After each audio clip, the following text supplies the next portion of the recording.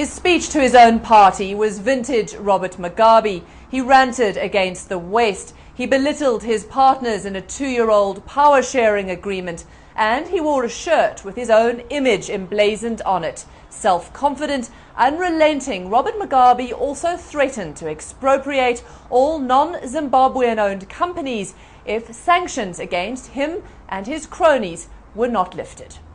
Why should we continue to have 400 British companies here operating freely with Britain benefiting from them? Why should we continue to have companies and organizations that are supported by America, by Britain, operating freely in our country without us hitting them back? Time has come for us to revenge. So clearly, Mugabe's rhetoric is becoming stronger. We also know from observers that intimidation on the streets of Zimbabwe is becoming more common, and once again, journalists are being arrested.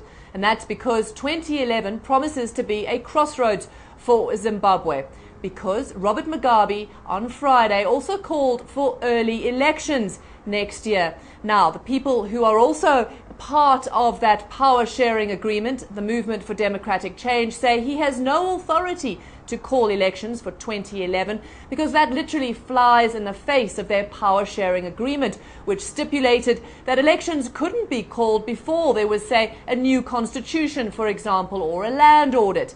Now, the fact that Mugabe is pushing for early elections is also going to put pressure on the regional body here, SADC, and also on Jacob Zuma, the South African president, who has been tasked with mediating this issue. And that should be difficult because his foreign minister recently called, according to a WikiLeaks report, Robert Mugabe a crazy old man.